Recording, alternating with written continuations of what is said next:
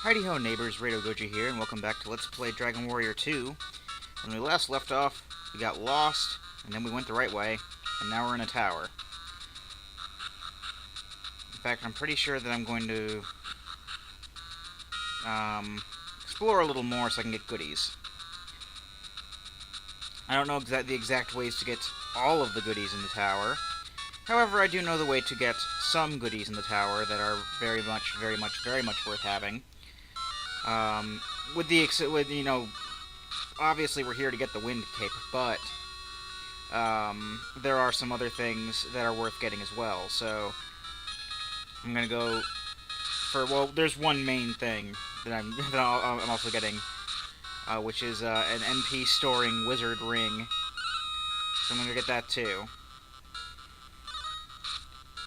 because I like being able to restore my my MP. I think it's awesome to be able to do that, especially considering, look at Beth's MP. Now, it's one of those, I think it has charges with it, so I don't know how many times I'm going to be able to use said item before it goes away completely, but it'll at the very least be good in a pinch, especially for Beth, because she can't really attack any other way. I mean, she can, but 6 damage, whereas, Gary can hit him for 24. And Gary is like the middle-of-the-road guy. He's not fantastic at combat, but he can still do 24 damage. And then, of course, Rado. Well, Rado is absolutely built for combat, so, we don't really need to say much about that. Hooray. So yeah, the floors in the wind tower so far are pretty small for each one. I think it's because I guess they might be making up for the fact that it's a taller tower type dungeon. So I guess they're shrinking the size of the floors to compensate. Maybe it's it would take up more space on the cartridge if they were larger, but. This thing, I think this place is like 7 or 8 floors tall. So that would explain the size of the floors. There's a chest down there. I don't know if we can get at it though. At least we can't get at it from here. We already went up this way. Megapede. I'm just gonna have her do a regular attack because it's just wow. Okay. I'm fairly sure that there are other convoluted ways that you can reach those other areas from other floors and stuff like that. I'm fairly sure I'll find out what those are eventually. I'll just have her attack the Phantom for now, because, as we learned last time, Smoke is immune to any wind-type damage, as can be expected. Those spells are disabled. That's not a fantastic thing, but then again, we're just attacking these things anyway, so... Sorry about that. So yeah. Okay. I think this is the 4th floor. I'm fairly sure it is now that I think about it. How come you get to go first? I mean, sometimes that happens, yes, but it didn't just say anything. It just said enemies appeared, and then they just started attacking. Usually, if we get like if they get a preemptive strike on us, it'll say like the monster was if it says the monster was unaware, then that means that we get a preemptive strike on them. But it usually tells us if we get like the drop put on us, I guess you could say, to get back attacked maybe. There are many ways to basically put that kind of situation into words. The different RPGs say different things. A lot of Final Fantasy games say back attack. But I don't know exactly what it says here, but it didn't look like it said anything there. Which is, odd to me. Okay. This might actually just be a 3rd floor. I think it is the 3rd floor now that... I'll never find out, because every time I turn to try to do something, random battle. Yeah, I know I could have taken repellents for this kind of thing, but I On the flip side, I do like having the experience. It's how we get stronger, and that's how that works. So the only thing that really annoys me about games with random battles is that you can't take 2 steps before you go into a random battle, and then if you have a really bad sense of direction like I do, that can really impede your progress because now you don't know which way you're going. Okay, this is the fourth floor.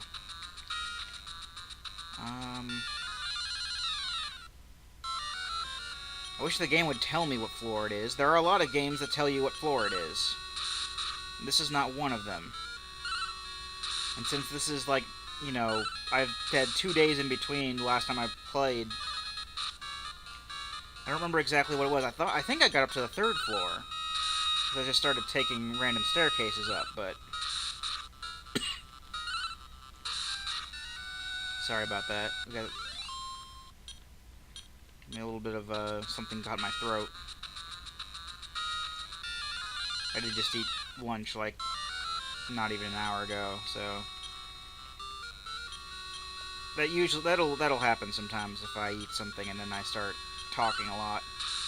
But I don't normally talk a whole hell of a lot in real life. I'm a very non-talkative person. Which, you know, some people are like that. That's just the way I am.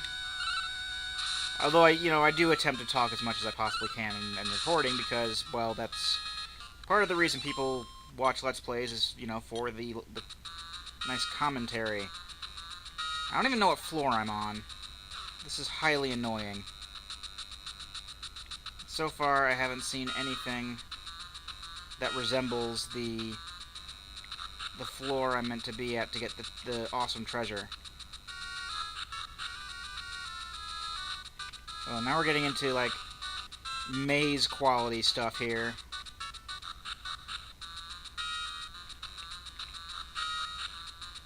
Stuff I gotta, like... Now you gotta use your brain to figure out how to get through the tower, and again, fine enough, but... If there are gonna be, like, secret passages and stuff, I do not feel like dealing with secret passages and stuff. Looks like I can't go any further anyway. Alright, let's go back down and see what's what. I'm trying not to really use much of a walkthrough in dungeons and stuff, because dungeons are something I like to do on my own. Though I do know of what certain directions in order to take to get rare items and stuff that I might want. In fact, what I'm going to do is I'm going to go back down to the bottom floor just so I can keep better track of what floor I'm on. Because I know the floor I basically have to go to in order to head toward the wizard ring. So I don't know what floor I'm on, but I'm going to keep going downstairs until I get to the bottom. That's where we started the video, which I'm fairly sure is the 3rd floor. This seems to be the 1st floor again, so yeah. I was on the 3rd floor. I'm just going to start taking other stairs and seeing where that takes us. I know this... Okay, this takes us to basically the exact same place. Really no deviation from the area I'm in. Because a lot of these are just bigger rooms with multiple staircases in them, and they lead just like a different part of the room. I mean, that's the way a lot of the Dragon Quest games have their dungeons set up, but... Usually with other RPGs, I'm more used to it, basically each staircase in a room leading to a different, I guess, room on that floor. And that's what I'm used to. So let's see if there are any other staircases on the 1st floor. I'm going to do like a thorough sweep of this dungeon. At least as thorough of a sweep as I can manage. Because this dungeon does seem to be a little more straightforward than others. The staircase there. Oh, hey, there's a dude to talk to. I have to head back into the staircase in order to be able to talk to him, because he's right below the staircase, but hey. Watch your step when you go along the tower's outer wall. Yes. That's smart of you to heed me. I bet you went over already. No, I did not. You're just being cheeky.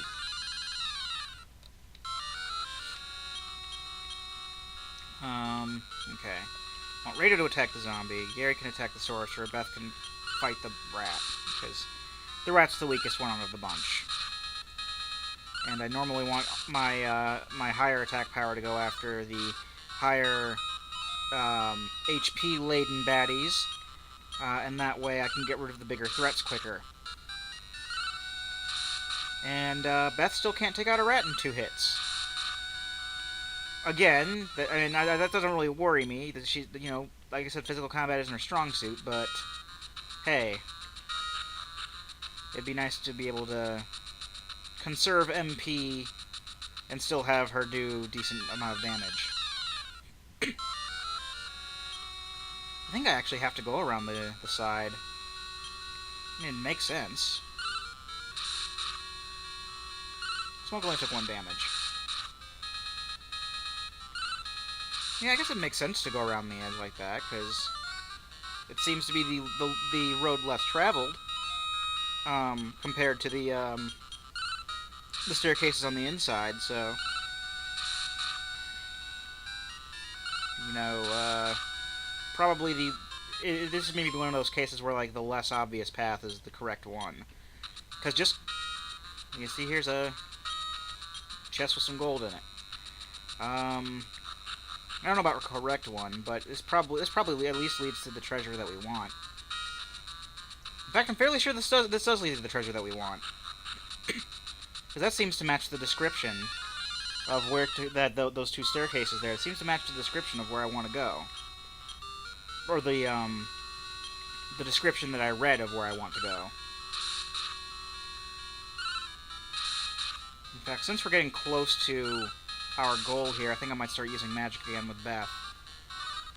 What I need to do is I need to start healing, because we're not getting too much damage dealt to us in the long run. I think we can hold on for a bit more without healing. That statement's probably going to bite me in the ass, but hey, you know, it looks like we're pretty much good. I think the power level, well, not really power leveling. I guess you could say that because I did speed up the frame rate to do it, but the leveling up we did after we got Beth seems to work quite well. In fact, we're outside of that enclosed area now. So I'm fairly sure that I made the right decision in going around the outside. You can cast Infernos on the Wizdrakies. That works a lot better. You know, again, magic, but still. I love stating the obvious multiple times. People love that in Let's Plays, don't they? I can see you just standing there now saying, "No, you fool! I hate you! Why don't you update every day?"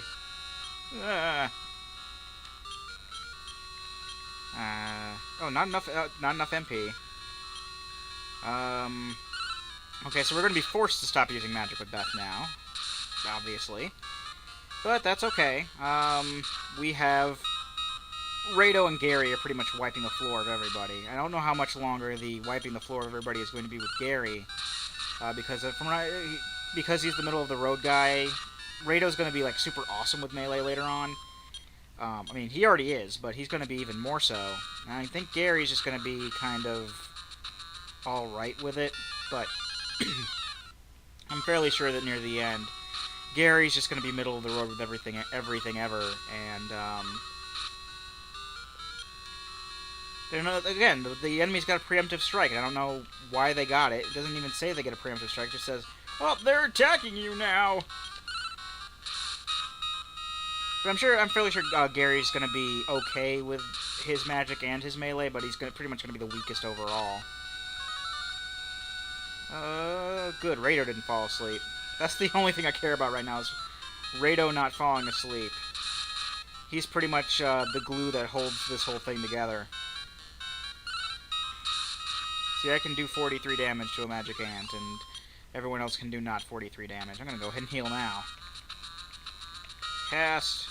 Start casting regular heals, because I want to stretch out my MP as much as I can. Okay. Probably, okay, now that I think about it, probably using Heal More would have been a better alternative than this, but at least he has 2 healing spells, Jaheira and Baldur's Gate, which is another LP I'm doing. You should watch that too, folks. There's the Wizard Ring. No, I meant to push B. Alright, let's go ahead and I'm going to give this to Beth. No, not use it. Not use it. That's 1 charge gone out of however many there are. Pass to Beth. And I think she can equip it too. Okay, no, you can't actually equip those kind of items. Alright, so now that we've gotten our wizard ring, it should be... I'm gonna go ahead and just finish... I don't know if I'm gonna finish the dungeon, but... No, I'm gonna go ahead and cut the video here.